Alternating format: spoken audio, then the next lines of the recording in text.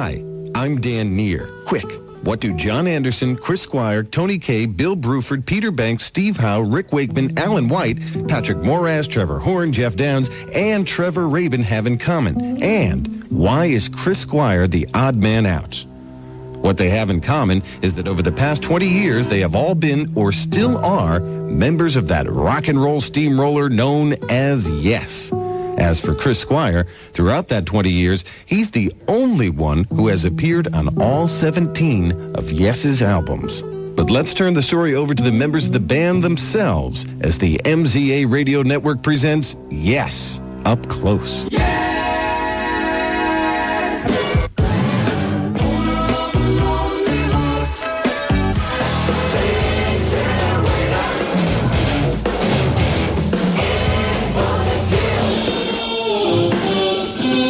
John Anderson. Working with the musicians of Yes is like a school, and you go through a lot of emotion, and you find out a lot about yourself by being with these guys, because A, they're very talented, and B, we're all a bit frail, we're all a bit human, we're all very human people, and people who met us started to understand us a little bit more, and when they see us on stage, they certainly understand that we're just guys making music. We're not prima donnas. Yours is no disgrace. Call it morning, gliding through the sun and in and out the valley.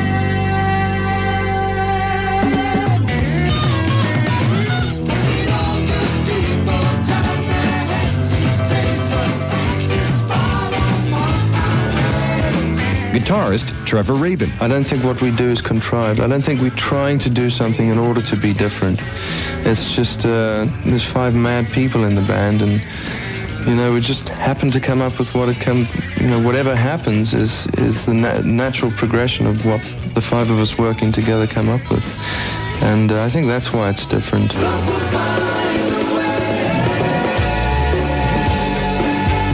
Bassist Chris Squire. I think the whole thing is an open book, really. It's like after all this period of time, of course there are going to be periods of, they're not quite getting it right now, and of course nobody ever quite gets it right all the time. You just have to get it more right than most other people most of the time. It's not an easy job. Rhythm of Love from Big Generator, the Yes sound of the 80s, which is quite unlike that of the 70s. To trace the history of this ever-changing band and its sound, we have to go back almost 2 decades for the meeting of John Anderson and Chris Squire. That happened 20 years ago, 1968. I was in a bar. I was working in the bar helping out, and he came in the bar and stood at the other side of the bar. My friend then, Jack Barry, who was the sort of manager of the Marquee Club, very famous club, said, you're looking to get a band together, John. Go and talk to that bass player. He's supposed to be very good. So I went over and just said, hi, Chris. And we went back to his place and wrote a couple of songs. And that's how the band started, basically. We just met at the right place at the right time. The timing couldn't have been better. The world was in need of a new sound, and Anderson and Squire were ready to create it. With the addition of keyboardist Tony Kaye, drummer Bill Bruford, and guitarist Peter Banks, Yes were ready to take on the world. I've seen all good people. I've Seen All Good People from the Yes album. One of Yes's first gigs came very early on in the band's career. They were asked to stand in for Sly and the Family Stone. Here's Chris Squire. We were living in Kensington, where this club called Blazers was, and of course Sly had already started his tradition of not turning up. So the club manager completely freaked, but a friend of ours who was at the club, Sly, said, well, the only thing I know you can do is there's this band living in the next street. Maybe you should put them on. So we went down and played to this packed club, and we were pretty good that night. And people dug it, and the guy who managed the club was so sort of relieved, I think, that he decided to manage us. As soon as he started managing us, we almost became a resident support act at the Royal Albert Hall. In the course of 2 months, we played played like about 5 shows at the Royal Albert Hall, supporting like the Cream's farewell concert and Janis Joplin. It almost became like we were the resident support band of the place where we never thought we'd ever be. Here's Starship Trooper from the Yes album. When we come back, a pattern emerges, and Yes gives us the long-distance runaround on Yes Up Close.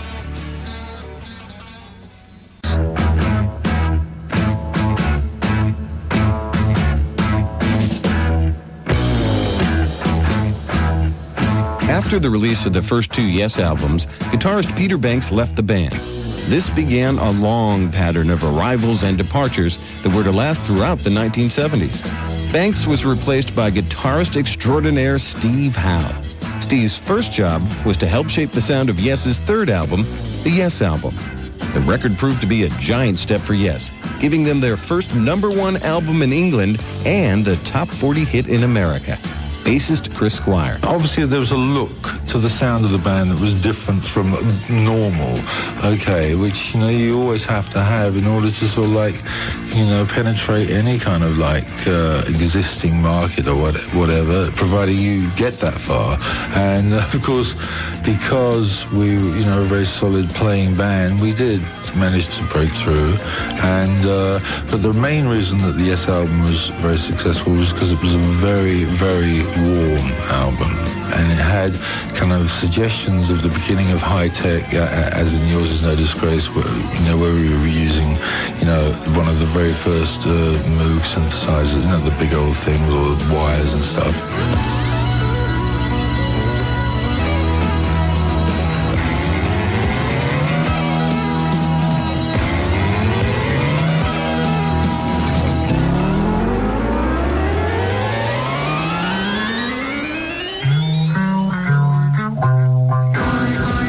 Even with the Yes album being a smash hit in England, it didn't stop the second member of the band from leaving, keyboardist Tony Kaye. Tony's reasons for leaving were a little strange for a progressive rock band. He had a slight lack of enthusiasm for pursuing synthesizer technology. I was not only not interested, I was positively against it. Although obviously it was... it was hard to see into the future what was going to happen with electronic instruments. I was a piano player, and I liked the nuances of playing the piano, and I liked to play the Hammond. And I found single-note synthesizers and out-of-tune mellotrons to be completely away from what I wanted to be. And although later I got into it, it wasn't until really quite recently when technology became such that it became enjoyable. Tony was replaced by Rick Wakeman, and Yes returned to the studio to record Fragile. Fragile took just 6 weeks to record and had a sound that leaned heavily towards American FM radio. John Anderson. If you listen to the first 3 albums, they were pretty wayward ideas, not one single amongst them. But Fragile was there with a little bit more musical artistry and good radio. Long-distance runaround from Fragile. Yes, Up Close reveals the secret behind the signature bass sound of Chris Squire when we return.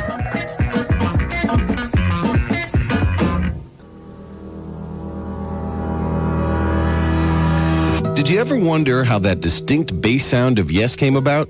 Chris Squire explains. That happened completely by accident, actually, because prior to that period of time, we'd been working on our second album in our Vision Studios with Eddie Offord engineering. And we had this producer, Tony Colton, and it was in those days when it was very hip to listen to things on headphones, okay? So he had this idea that, when it comes to mix, I'm going to do the whole thing on cans. And he's got the cans on and he's waving, more bass, okay? Because there's no bass on these cans at all. And Eddie Offord's kind of going, oh, okay, well, he's the producer. And what happened is that, we ended up with that second album with real loud bass, and people kind of dug it. And then when Eddie Offord, actually became the co-producer on the Yes album, which was the following album, he kind of actually sort of like pushed that same motivation, of keeping the bass loud. And then by the time we did Roundabout, the bass was always mixed very loud on albums, and that's really how I became famous. Don't go away. The band sails close to the edge, and they face their critics on Yes Up Close. After this.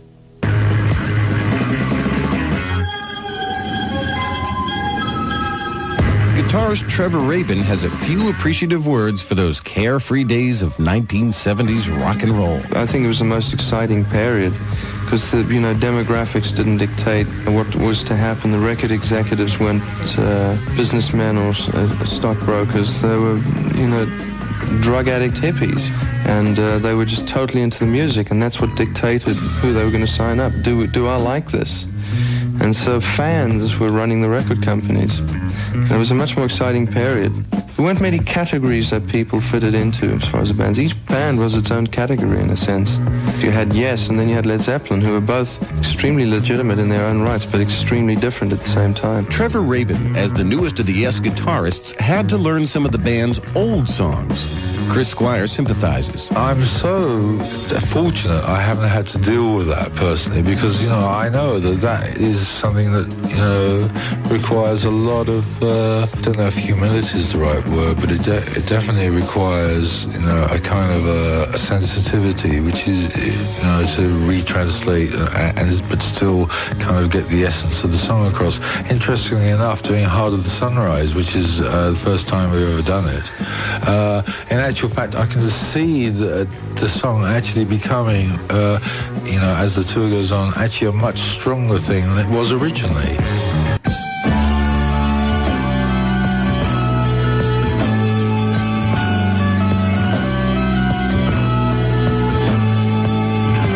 Less than a year after Fragile, Yes released Close to the Edge.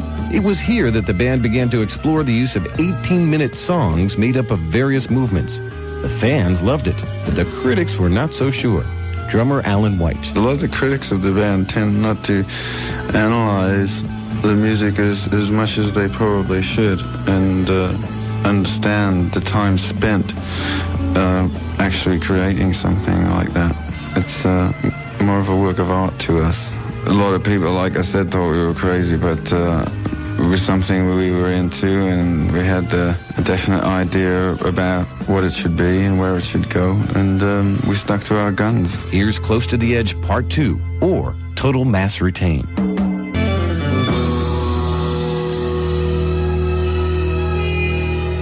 John Anderson talks about getting whipped around the room by music when Yes Up Close continues.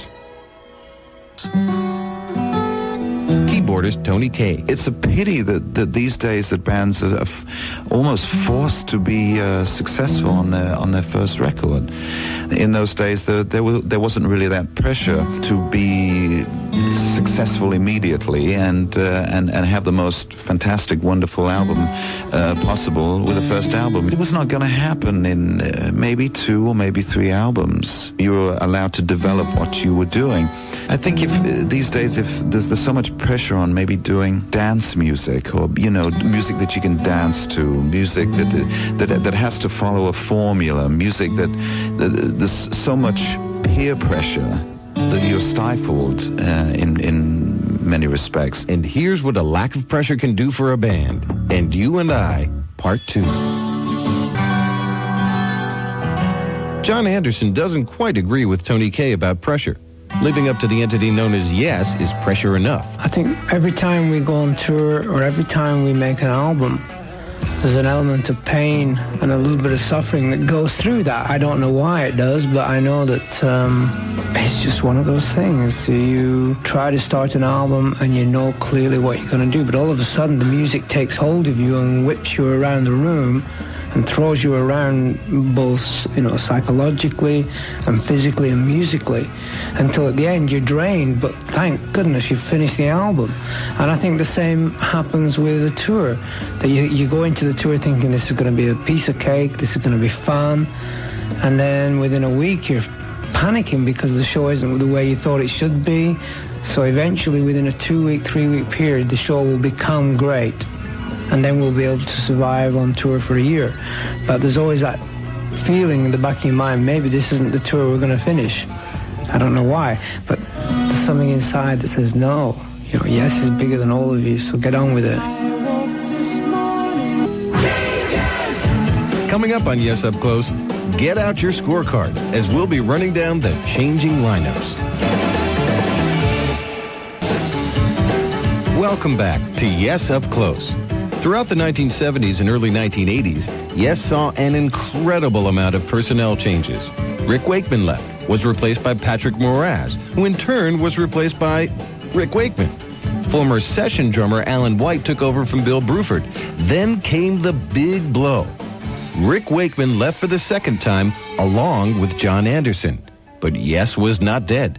In one of the more unlikely rock and roll alliances, Wakeman and Anderson were replaced by Trevor Horn and Jeff Downes, also known as the Buggles.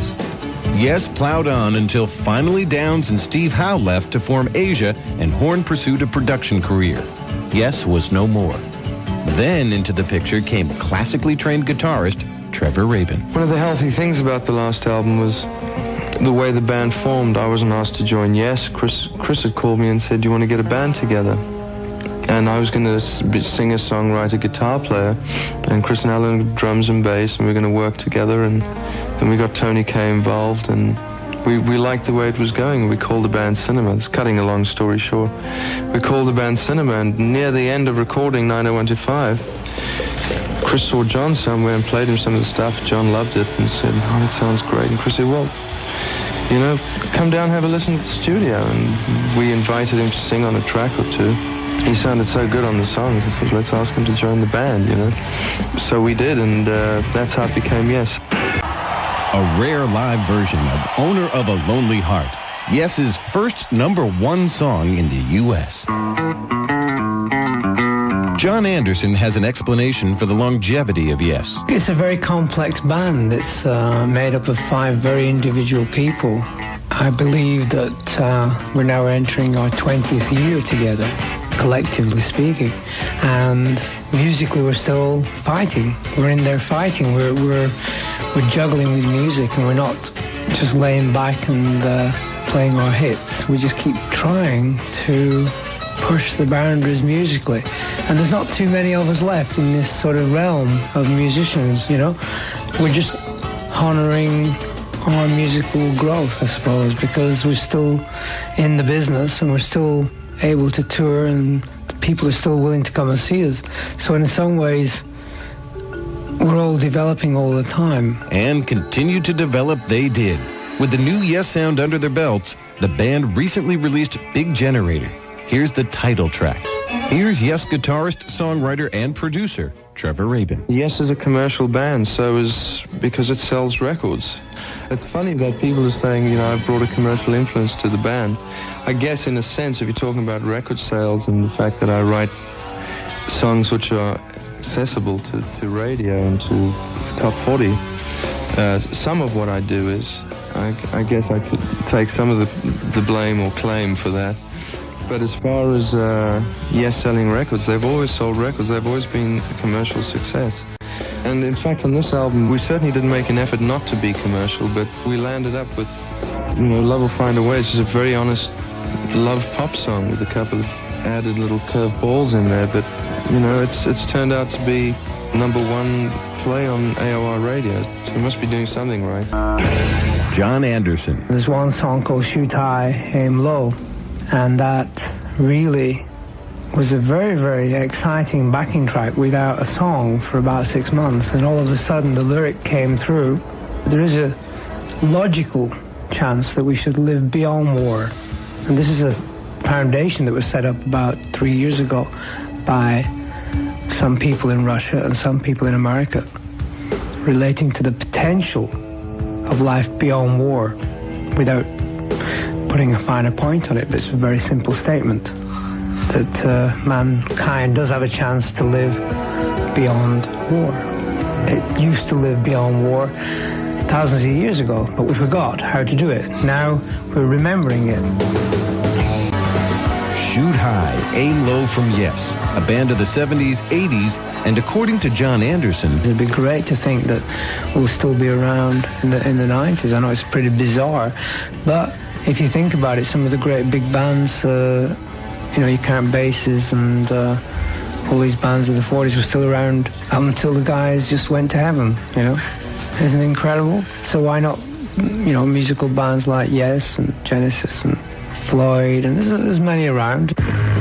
We'd like to thank Tony Dimitriadis, Robert Richards, and especially Alex Scott of Lookout Management, Margot Kunez, and Michael Prince from Atco Records. Yes, Up Close was produced in New York by Near Perfect Productions as an exclusive presentation of the MCA Radio Network. The producers are David Bales and DeWitt Nelson. I'm Dan Neer, executive producer. The program's copyrighted 1987. No portion may be reproduced without the written permission of the producers. Thanks for listening.